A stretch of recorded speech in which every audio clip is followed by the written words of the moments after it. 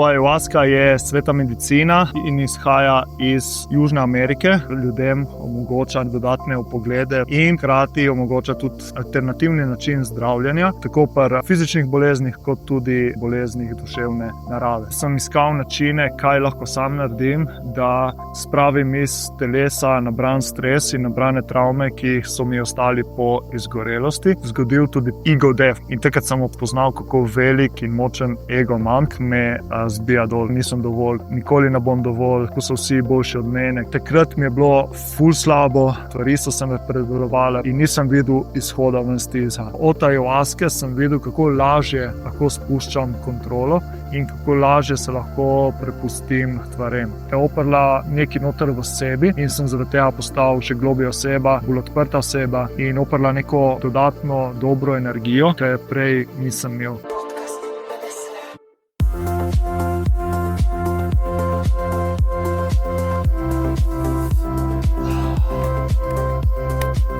Lepo pozdravljeni v novem podcastu, novi epizodi oziroma novem vlogu.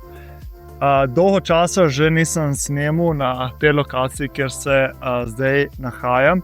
Prvič sem snemal tukaj lani, prav v tem času, ko sem posnel en tak vlog oziroma krajšo epizodo o moji prvi izkušnji na Flowsu. In potem nazadnje sem tukaj snemal pa konec avgusta, ker se mi je začelo življenje malo obračati. Zaključil sem prejšnjo službo, začel sem z novim projektom, novo službo in uradno tudi na moji poslovni oziroma podjetniški poti. In čeprav je ura skoraj 1 in se jaz kurim tle na soncu, ker smo jih v vročinskem valu, sem se odločil, da prijem tle v naravo in posnamem epizodo prav tukaj, ker mi je všeč biti v naravi. In tudi tematika današnjega podcasta bo primerna za snemanje tle v naravi. In sicer odločil sem se, da posnamem eno epizodo, en podcast o moji prvi izkušnji z ayahuasko. Malo sem že delil po socialnih omrežjih, predvsem na mojem Instagram profilu, tako da tisti, ki me še spremljate na Instagramu, bom dal od spodaj povezavo do tega. In v bistvu na svojem Instagramu in na storijih delim malo več o svojem vsakodnevnem življenju. In dober mesec nazaj sem prvič bil na obredu z ayahuasko in že takrat sem dobil nekaj vprašanj in ta teden sem tudi dal še eno možnost za dodatna vprašanja, ker sem vedel, da bom te dni snemal vlog o tem. Tako da nekaj vprašanj se je nabralo, tako da bom povezal ta vlog, tako da predstavim zgodbo, kako sem do ayahuaske prišel, zakaj sem se sploh odločil za ayahuasko, kako je bila moja izkušnja na tej medicini in pa potem bom spotoma odgovoril še na nekatera vprašanja, ki so se nabrala. Tako da to je to za začetek in gremo. Najprej za uvod, kaj je sploh to ayahuaska. V bistvu ayahuaska je sveta medicina in izhaja iz Južne Amerike. Nahaja se v Mehiki, Peruju, Braziliji in drugih državah v Južni Ameriki. In ayahuaska je v zadnjih 10 do 20 letih začela dobivati pozornost tudi tukaj pri nas na zahodu. In predvsem z tega vidika, ker ljudem omogoča neke dodatne vpoglede v sebe in pa hkrati omogoča tudi alternativni način zdravljenja, ko uradna medicina zataji oziroma ko uradna medicina ne zna pomagati, tako pri fizičnih boleznih, kot tudi psiholoških boleznih oziroma boleznih duševne narave. Jaz sem prvič za ayahuasko slišal tam nekje 2017-2018. Takrat sem prvič začel poslušati podcaste in moj go-to podcast v tistem času je bil podcast Aubreyja Marcusa. Tisti podcast je bil prav zame, ker v bistvu govoril je od zdravega življenja, govoril je od prehrane, življenjskega sloga, mindseta, psihologije, podjetništva in pa tudi od psihedelikov. Točno se ne spomnim, da sem prvič slišal za ayahuasko, ampak se spomnim, da sem to slišal v pogovorih, ko so delali razne poročila po obredih in tripih in jaz to slišim, kaj je sploh to, mi je bilo ful fascinantno. In v istem času potem se na raznih podcastih in v knjigah, ki sem jih bral, so se stalno omenjali psihedeliki. In gobe, LSD, MDMA, ayahuasca, in kako naša družba napačno obravnava oziroma ima napačen pogled na te psihedelike, droge oziroma medicine. Ta tematika mi je začela postajati vedno bolj všeč. Jaz sem kar dosti open-minded in čeprav se spomnim, da v otroštvu sem slišal, da te psihedelične gobe se dostikrat imenujejo kot nore gobe, pa ecstasy in tako naprej, LSD, MDMA so tako imenovane party drugs, se pravi, da se jih jemne samo na zabavah in ti povzročajo razne težave z zdravjem, psihozo, pa po njih ja, sem ostal kar open-minded in me je začel zanimati ta svet. In v tistem času sem bil na razpotju poti, se pravi, zaključil sem z odbojko zaradi težav z zdravjem, ker sem se, po domače povedano, skuril, je prišlo do izgorelosti. O tem sem govoril v mojem zadnjem solo podcastu, ker sem predstavil svojo zgodbo. In tu sem iskal načine, kaj lahko sam naredim, da prvič spravim iz telesa nabran stres in nabrane travme, ki so mi ostali po izgorelosti. Hkrati pa pridem tudi do globih uvidov v sebe, v svojo psiho, v svoje omejujoče prepričanja in tako naprej. In bilo je 2019, ko sem začel to malo bolj intenzivno raziskovati in odločil sem se, da bi začel z gobami, z gobicami, psihoaktivnimi oziroma psihedeličnimi gobami s psilocibinom. In takrat sem našel na Nizozemskem eno organizacijo, ki ponuja retrite z gobami. In takrat sem nekako preko povpraševanja in malo tudi vez prišel noter in sem imel planirano potem v poletju 2020, da bi šel na Nizozemsko in prvič izkusil te gobe in kako je z to medicino. Potem pa vemo, začetek 2020 se je zgodil COVID in je vse propadlo. V bistvu potem sem dobil denar vrnjen, ker so skenslali retreat in še vedno mi je ostala ta želja, da bi jaz nekoč te gobe proval. In nekako so se tako razpletle stvari v mojem življenju, da sem enemu dobremu prijatelju takrat sem omenil, da raziskujem te gobe in da me zanima in da bi proval. In je rekel, jaz imam doma nekaj suhih gob, jih ne bom rabil, stojijo mi tam že par let, tako da sploh ne vem, ali so ki učinkovite ali ne, in ti jih dam, boš proval. In to je bilo poleti 2020. Ravno ko sem imel v službi dopust, en dan predtem, se pravi, mislim, da je bila sobota, mi je prijatelj dal te gobice v prahu in v nedeljo, preko sem šel na dopust, po kosilu sem se odločil, da grem v gozd in bom tu vzel in bo kar bo. In v bistvu to je bila moja prva izkušnja z psihedeličnimi drogami oziroma psihedeličnimi medicinami.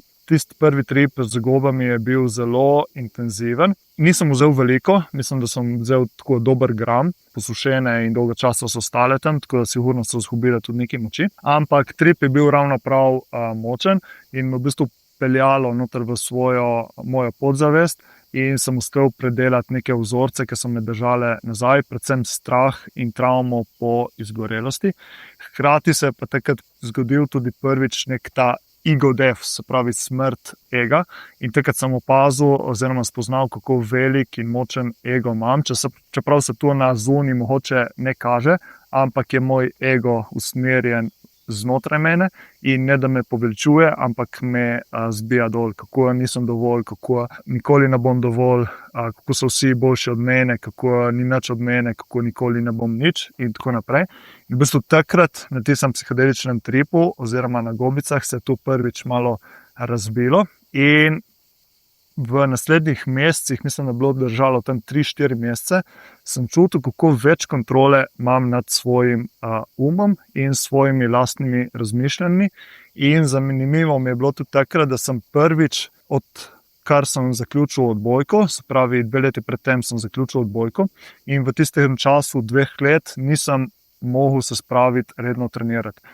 In to je bilo posledica tega, ker v bistvu bila močna travma v mojem telesu in me je telo varovalo pred treningom, pred fitnessom, ker je še vedno v podzavesti imelo ta strah, da če bom preveč treniral in če bom preobremenil svoje telo, se bo ponovil burnout.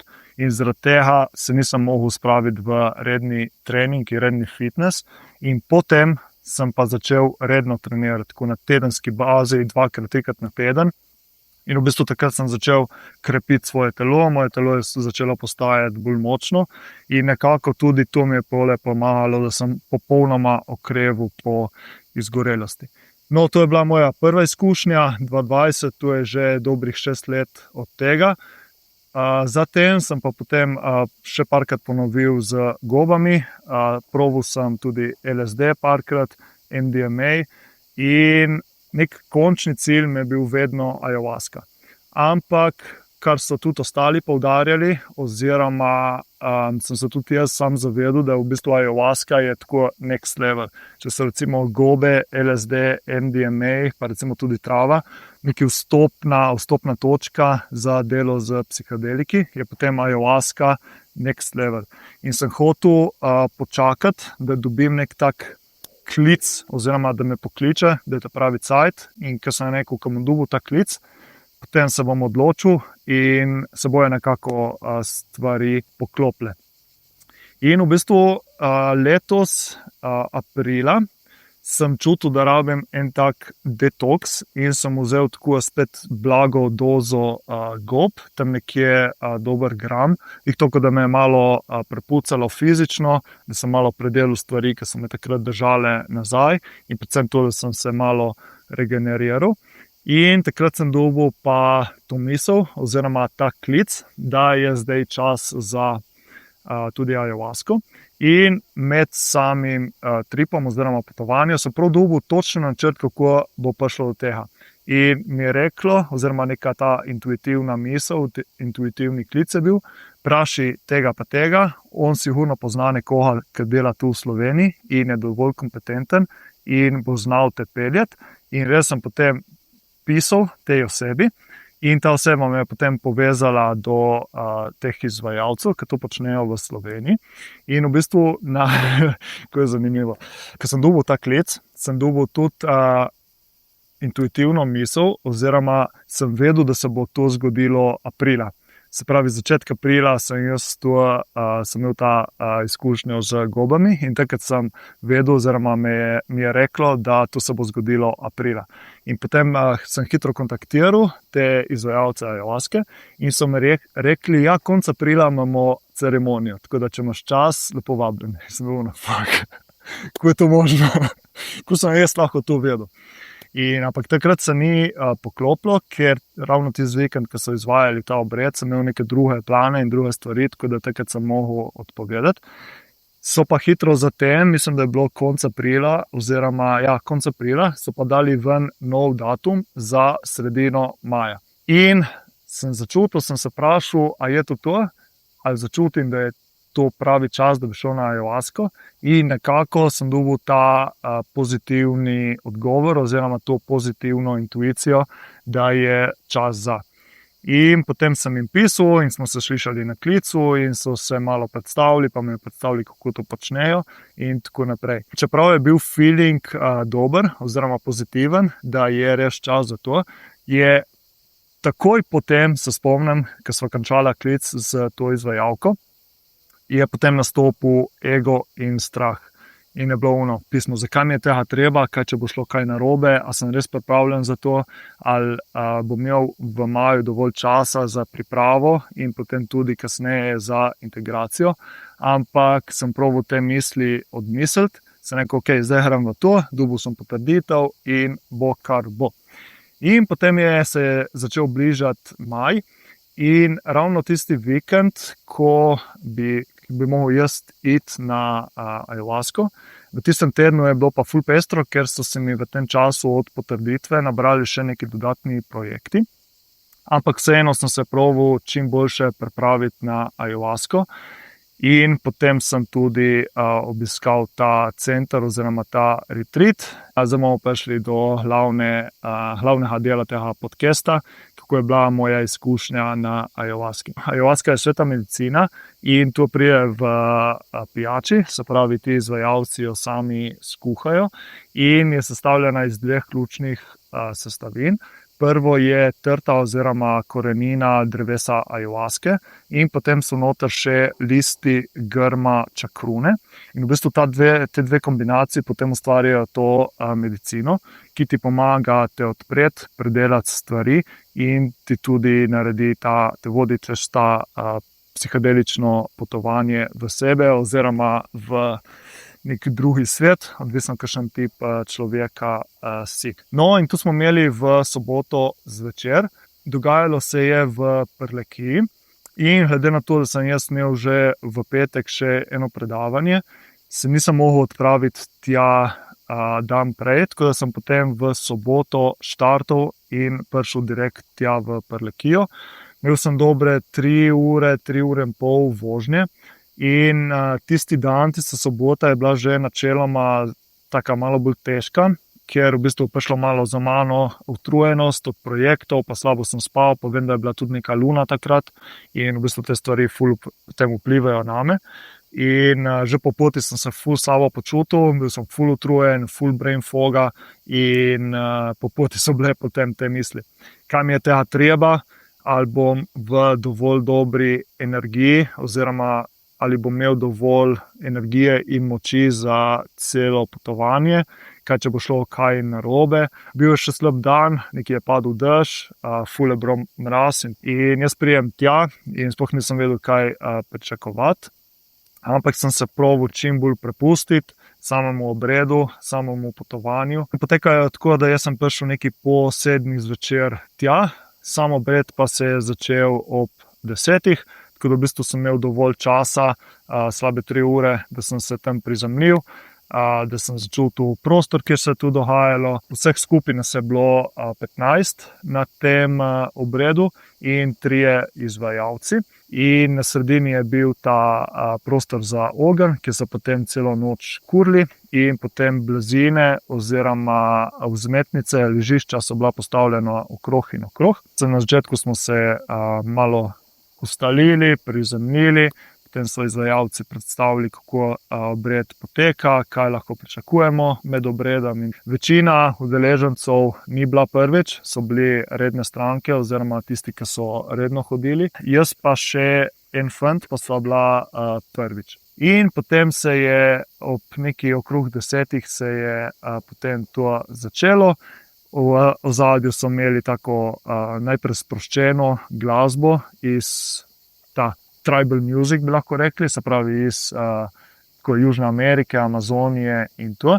Hkrati so pa potem imeli tudi tam bobne in razne druge inštrumente, kjer so potem še dodatno igrali med obredom. To obred se je začel tako, da smo malo odmeditirali, si postavili intentions, se pravi te namere, kaj želimo od tega obreda oziroma medicine, na kakšen način želimo, da nam pomaga. In potem je prišel čas za začetek obreda.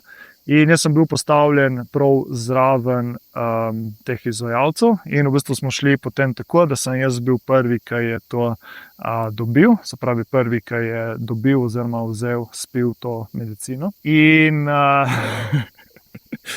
tu sem vedel, ker sem od številnih slišal, kakšnega okusa je ta pijača oziroma ta ayahuaska. In v bistvu pride tako v štamprleju ti dajo in pride taka zelo gosta, črna tekočina in okus je res ogaben. Lahko bi primerjali s tistim sladkim sirupom za kašelj, ki smo ga pili kot otroci. Ta sirup, če bi zmešali v neko zemljo oziroma neko glino v prst, tak ful gost in hkrati sladek, pa tak zemljast okus. Ti tisto spiješ dol In ko te prije v želodec, je prvi odziv, da bi tisto vrhu nazaj ven. In ful ostane tak slab okus, zaradi tega so imeli tam tudi narezane jabolke in si pole pojedo eno jabolko, da se ti slab okus v ustih potem umaknil. Smo vzeli to prvo in se je začela glasba in potem vsak je šel v sebe. In jaz se spomnim, na začetku sem se ful sprostil in mislim, da sem vmes tudi malo zaspal, ravno zaradi tega, ker sem bil ful utrujen, pa pesen teden je bil, pa tudi dolga vožnja je bila, intenzivna vožnja. In na začetku me je prav malo pobralo, se pravi, sem naredil en power nap. In potem se je pa tam nekje 40 minut po pitju se je začelo potovanje, je začela medicina delovati. In že preden sem spil ayahuasko, oziroma preko sem jo dobil, sem se probal z njo povezati in vem, da se tu sliši malo čudno za ljudi, ki niso tako odprti do teh stvari, ampak takrat sem začutil, da v bistvu bo ta ayahuaska zelo nežna, kot neka ljubeča mama. In tu sem pole spil in sem čutil, kako je tako nežno pa ljubeče delovalo name. Prvi del obreda je bil tako bolj nežen in malo je bilo somatike, se pravi, malo se mi je telo treslo, malo je bilo čiščenje stresa in nekaj tudi vizij sem dobil za stvari v svojem življenju. No, ta glavni del se je pa začel potem po drugi dozi. Nekje 2 uri po začetku, tam okrog polnoči, so izvajalci rekli oziroma napovedali, da so začeli dajati drugo dozo ayahuaske. In preko sem tisto vzel, sem dobil tu spet intuitivno misel, da tu je bilo zdaj za začetek, se pravi, ta prva doza je bila zdaj za začetek, da te je malo odprla, da te je zrelaksirala. Zdaj se bo pa začelo pravo potovanje in pravo delo na sebi. In tudi okus te druge doze, druge ayahuaske je bil drugačen, ker v bistvu bila tudi drugače pripravljena. In ni bila tako sladka in ni bila tako težka za pogoltniti in spiti. Je bila pa tudi močnejša. Na začetku je bila zelo blaga, potem nekje pol ure, 40 minut, pa sem začutil, kako je začelo delovati. Takrat sem izkusil tudi te vizije, ki poudarjajo, da se zgodi na ayahuaski.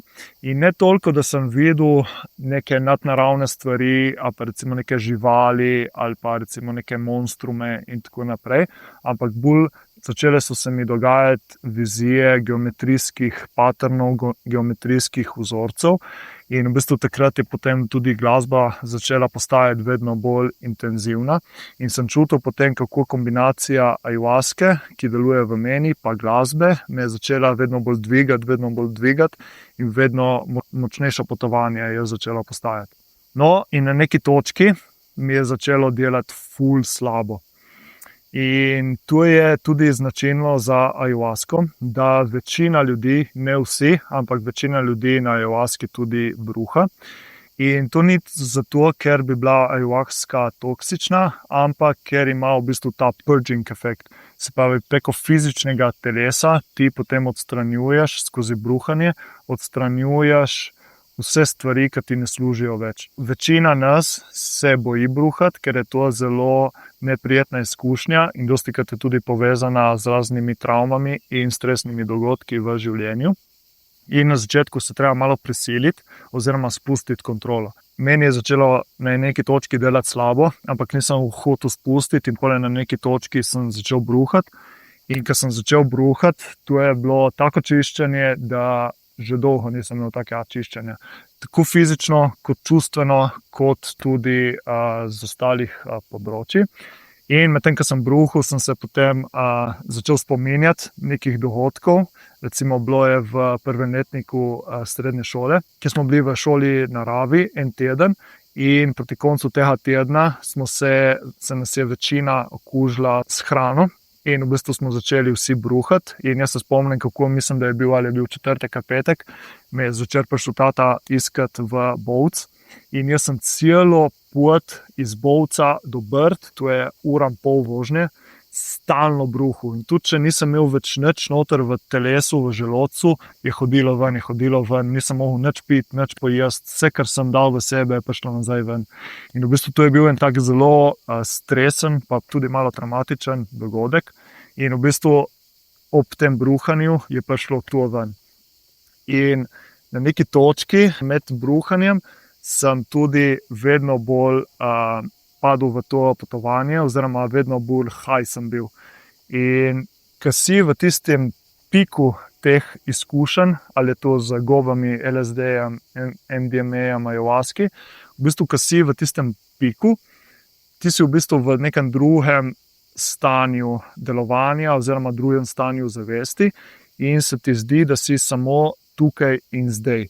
Ne veš, kje si, ne veš, kaj se dogaja, ne poznaš ne preteklosti, ne prihodnosti, ampak samo si tam. Zaradi tega se mi zdi, da pride tudi do teh imenovanih bad tripov, kjer nastopi tesnoba, pa tudi panični napadi, zaradi tega, ker v tvoji glavi, v tvoji zavesti ne obstaja nič drugega kot samo tisti trenutek.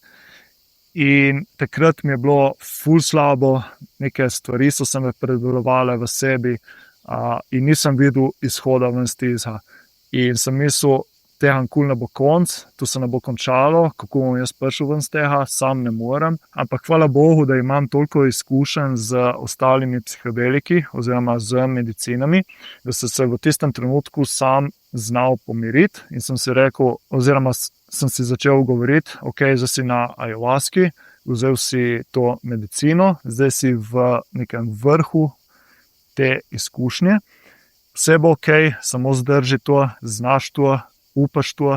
In v bistvu nekako sem si to v tistem vrhuncu začel ponavljati, in v bistvu na tak način sem se uspel tudi malo pomiriti. In v tistem trenutku, ko je prišel tudi eden izmed teh izvajalcev do mene, videl je, kako bruham, kako prihaja vse ven z mene. In jaz sem bil tako nad svojo posodo, kjer sem bruhal, in potem pride tako za mano in me objame, mi da roko čez ramena in mi tako reče v uho: stari, ti si gorila, ti si pravi dec, ti si moški, ti si močen, ti zmoreš to, dej ven to od sebe, dej to ven sebe. In mi je bil pravno, in mi je dal neko moč, mi je dal motivacijo, da sem začel če bo ven sebe. In v bistvu to mi je tudi nekako pomagalo, da sem šel čez to. In da je potem postajalo vedno lažje, vedno lažje. Potem na neki točki sem čutil, da imam dovolj tega bruhanja, ampak še vedno moj želodec je bil tako razdražen, da se nisem prav uspel umiriti oziroma ustaviti bruhanja. In tudi, če sem se vlegel dol, mi je še vedno delalo slabo in še vedno bi bruhal, ampak sem nekako začutil, da je to. In potem sem se nekako jaz sam z avtosugestijami začel ponavljati, da vse je v redu, kar je šlo ven, je moglo iti ven, zdaj je dovolj, želodec pomiri se. In potem sem počasi postajal vedno boljši, vedno manj mi je bilo slabo.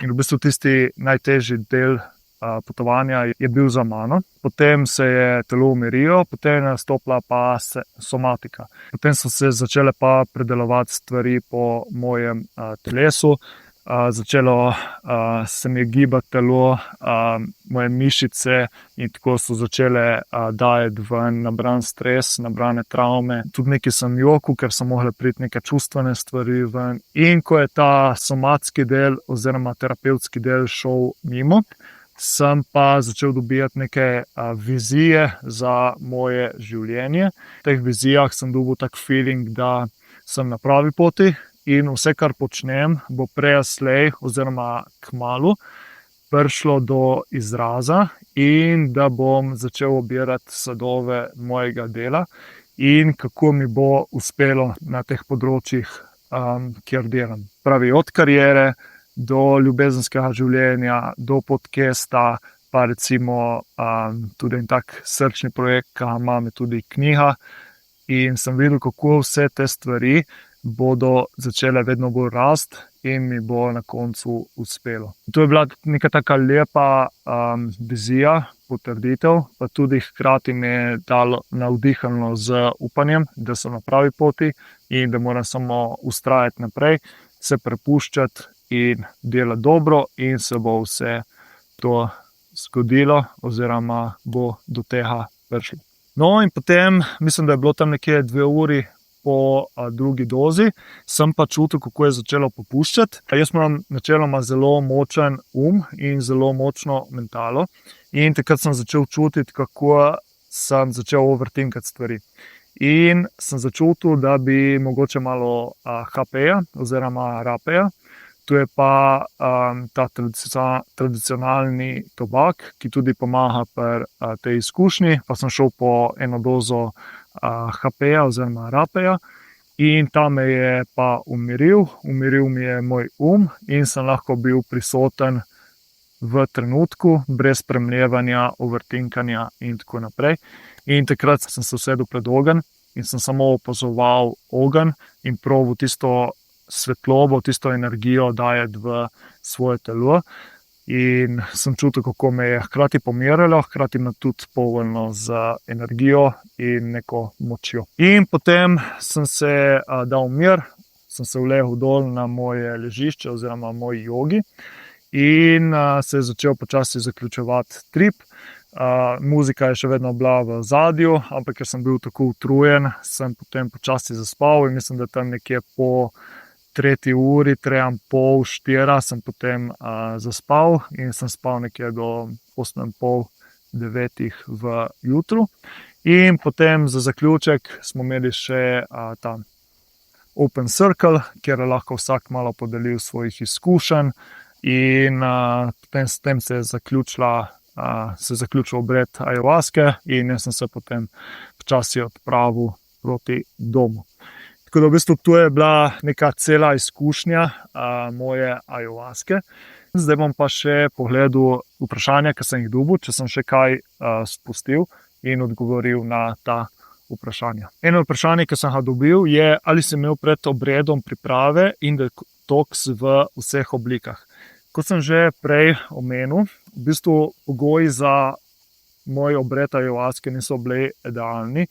Idealno bi bilo, da bi si vsaj nekaj dni pred ayahuasko, če ne že en teden prej, da bi si prvič vzel bolj na easy, da ne bi delal toliko, kot sem delal, pa tudi, da bi zmanjšal sam kofein in konsumpcijo težkega mesa oziroma rdečega mesa. Ampak nekako so bile tako okoliščine, da tega nisem mogel narediti. Ampak sem pole pa v petek zvečer oziroma petek in soboto sem zmanjšal kofein, zmanjšal sem nikotin. Ukinil sem tudi nekatera dopolnila, ki bi mogoče naredila kontraefekt ayahuaski, ki vplivajo na določene podobne procese v telesu in možganih.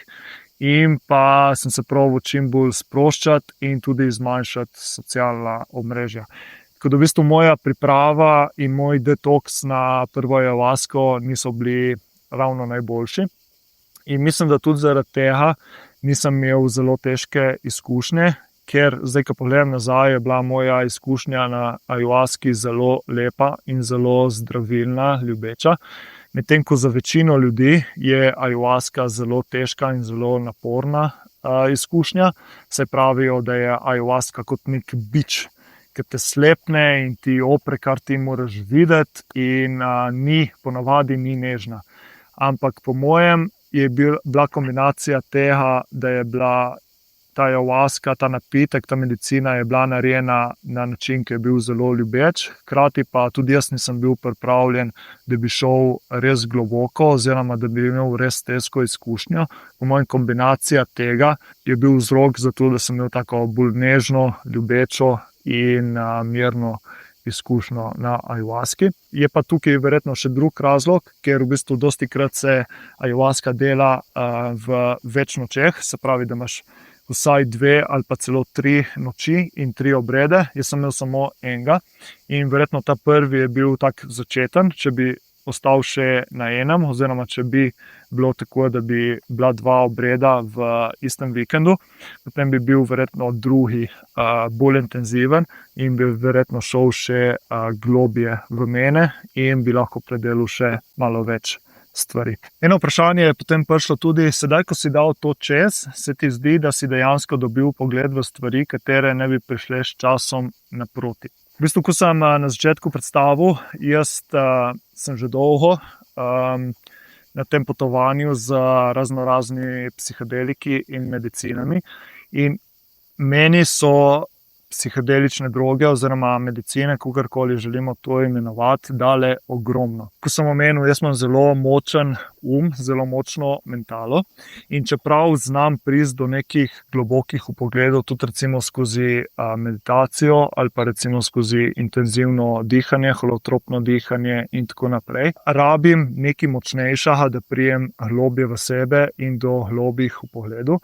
In ravno zaradi tega so mi psihedeliki ogromno dali, ker so mi oprli neke stvari in neke vpoglede, do katerih ne vem, če bi prišel, oziroma bi še težje prišel sam. Tako da v bistvu dostikrat se poudarja, da so psihedeliki in te medicine so neka bližnica do nekih vpogledov, za katere bi mogli več delati, da bi do njih prišli. Hkrati pa jih je treba imati zelo z respektom in moramo biti na to pripravljeni. In zdaj sem navezal kar naslednje vprašanje, ki sem ga dobil, in je prišlo vprašanje, kdaj veš, da si pripravljen na to izkušnjo. In ko sem že na začetku, oziroma med tem podcastom omenil, vsi poudarjajo, da te medicine tako rekoč pokličejo. Se pravi, da dobiš neko intuitivno misel, intuitivni občutek, da si na to pripravljen in da bi potem šel na to. Prvi pogoj je to, da dobiš klic oziroma da začutiš, da si pripravljen. Drugi pogoj je pa to, da se ti potem stvari poklopijo. In tu mislim, da je potem ta znak, da je čas, da greš na to potovanje. Ker v bistvu spet, če povem moj primer, prvo sem dobil ta klic oziroma intuitiven občutek, da je čas za ayahuasko, potem so se mi pa stvari ful hitro in zelo enostavno poklopile. Ker prvič sploh nisem vedel, da obstajajo tako dobri izvajalci tukaj v Sloveniji. Sem zmeraj mislil, da bom mogel iti ali v kakšno Španijo ali pa recimo v Južno Ameriko, da bi ayahuasko sprobil. Ampak se mi nekako potem poklopile stvari in tudi pri sebi v življenju vidim, da najboljše stvari oziroma znak, da je nekaj namenjeno meni, je, če se mi poklopijo brez preveč pušenja, brez preveč dela, načrtovanja in tako naprej. Tako da v bistvu kombinacija teh dveh stvari je potem meni dala vedeti, da je čas za ayahuasko. Potem eno vprašanje je bilo, zanima me, kdaj, kje cena, kdo organizira in vse ostale informacije, kje najti event. Malo sem že povedal, se pravi, kako smo imeli, kdaj smo imeli, se pravi, Prlekija, ponavadi delajo to čez vikende. Cena za en obred je bila 180 €. So pa te stvari občutljive, tako da težko delim tako javno, pri komu sem bil, ampak če koga zanima, naj me kontaktira ali na social media ali na mail in bom predal informacije naprej in vas povezal, ker v bistvu te stvari pri nas še vedno niso legalne in zelo hitro lahko izvajalci zabredejo v težave. Tako da tukaj ne bom tega delil, ampak če koga zanima, bom pa z veseljem podelil, če mi to napiše. Potem je prišlo tudi eno zanimivo vprašanje, ki mi je že takrat po samem obredu, ko sem to objavil na Instagram storije, mi je bilo zelo zanimivo in mi je dalo misliti, zakaj se po tvoje ljudje poslužujejo tujih zadev, ko imamo toliko zdravilnih rastlin tukaj. V bistvu to mi je dalo misel, zakaj dejansko je postala tudi ayahuaska pri nas tako razširjena oziroma tako popularna. In takrat, ko sem to razmišljal, je prvič to, ker je bolj mainstream, se pravi, več se govori o tega, več se piše o tega, tudi študije prihajajo ven o ayahuaski in mislim, da je to, da jo bolj poznamo, pripomoglo k temu, da se tudi poslužujemo več tega. Po drugi strani je pa res, da gobe recimo rasejo kjerkoli, pa tudi tle na Slovenskem smo imeli ljudstvo, ki se jim reče kresništvo. To so bili zdravilci na slovenskem prostoru, ki so bili nekje situirani na Barju. In oni so recimo tudi izvajali razne obrede z zdravilnimi rastlinami in tudi z gobami mušnicami. ampak se mi zdi, da ne poznamo dovolj in zaradi tega, ker ne poznamo dovolj, nismo o tem zaveščeni, se tega tudi ne poslužujemo. In ravno zdaj na Flows festivalu, kjer sem bil 14 dni nazaj, smo z eno psihoterapevtko malo govorili o psihedelikih, ker me je v bistvu zanimalo njen pogled na psihedelike in tako naprej. In je omenila, da je bila pred leti pri enemu zdravilcu tukaj v Sloveniji, ki je v bistvu naredil neko medicino samo iz rastlin, ki jih je nabral v tistem področju, kjer je on živel, oziroma kjer on živi. In je rekla, da ona je imela tako potovanje, ki ga ni imela ne na gobah, ne na drugih medicinah oziroma psihedelikih. In to mi je potem dalo misel, da mogoče po eni strani se malo premalo govori o tega in zaradi tega se tudi ne zavedamo, kaj imamo tukaj pri nas v Sloveniji. In zaradi tega se raje poslužujemo nekih medicin in teh orodij, ki so bolj poznana in bolj, mogoče tudi privlačna. Ker recimo ayahuasca ima kar velik hype in ljudje, sploh v recimo Ameriki, Američani, dostikrat obiskujejo Južno Ameriko samo zaradi vizij in izkušenj, ki jih bojo dosegli s pomočjo ayahuasce. In potem še zadnje vprašanje, ki je prišlo. Nekoga pa zanima, kaj si dobil od ayahuasce, oziroma kako vidiš, da je ayahuasca ti pomagala v tvojem vsakodnevnem življenju. Že v parih dnevih, se pravi, ko sem uspel malo integrirati in se vrniti nazaj v svoje vsakdanje življenje, je prva stvar, ki sem jo občutil, večji mir v sebi. Ko sem že prej omenil, jaz sem zelo aktiven, zelo močen in dostikrat sem težko v trenutku in samo sem. In tu je bila prva stvar, ki sem jo opazil po ayahuasci, da sem lahko bolj v trenutku in tudi lažje preklapljen, ko se zavedam, da imam neke misli oziroma da overthinkam, lažje izklopim in samo sem in samo opazujem, kaj se dogaja v trenutku in živim v trenutku. V bistvu to je bila prva stvar, ki mi je bila ful všeč. Kakšen teden po ayahuasci smo s kolegom šli v Ljubljano na live podcast od Urše Koser. In jaz sem prišel pred njim, pa sem se sedel v barček pred dvorano, kjer se je to dogajalo, in sem si naročil kafe. In je bil tak topel dan, ni bil vroč dan, in malo je pihalo. In se spomnim, sem tako opazoval drevesa tam zraven, kako je veter v teh drevesih, in sem samo bil in samo opazoval, in je bilo trudno. Kako je lepo, kakšen mir imam v sebi. Tako da v bistvu to je bila ena stvar, ker sem jo tudi potem probal vzdrževati v teh zadnjem dobrem mesecu. Potem druga stvar, ki sem jo opazil, je pa zmožnost spuščanja in prepuščanja. Razlog, zakaj sem si naredil tudi ta tatu 14 dni nazaj na Flows festivalu, je to prepuščanje. Se pravi, pomen flowa in prepuščanja v lifeu, ker opažam, da bolj ko spuščam stvari in bolj ko se prepuščam življenju in toku življenja, bolj se stvari odvijajo. Se pravi, če dam vse od sebe in zaupam in se prepustim življenju, se bodo stvari zgodile tako, kot se morajo. Recimo od ayahuasce sem videl, kako lahko spuščam kontrolo, oziroma kako lažje lahko spuščam kontrolo in kako lažje se lahko prepustim stvarem. Prej sem povedal, kako sem na obredu dobil tudi neke vizije, kako bo moje življenje potekalo. In v bistvu ena izmed vizij je bila tudi na določeno področje v mojem življenju, ki se je potem v naslednjih dnevih po ayahuasci izkazalo, da očitno temu ne bo tako. Čeprav je bilo ful veliko razočaranje in sem začel dvomiti v samo ayahuasco in te vizije, ki sem jih imel takrat, sem se lažje prepustil in sem lažje te stvari potem spustil. In ko sem to vizijo spustil, tako se mi je začelo druge stvari odpirati v življenju. In pa potem še tretja stvar je pa to, da mi je ayahuasca oprla nekaj v sebi in čutim, kako mi je oprla eno globino, ki je prej nisem imel. Čutim, da po vsakem nekem tem obredu oziroma tripu, izkušnjami z psihedeliki, nekaj v mene odpre, razčisti in kot da bi se moja zavest oziroma moja psiha poglobila.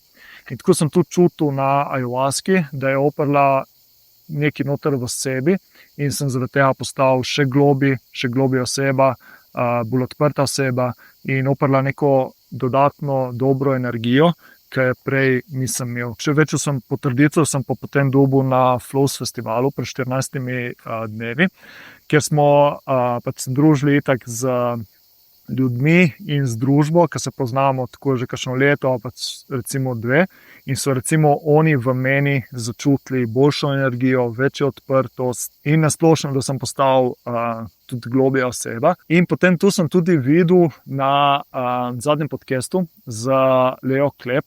V bistvu z Leo so snemala 14 dni po obredu ayahuaske. In jaz sem čutil, da sem zelo sproščen, da sem v dobri energiji.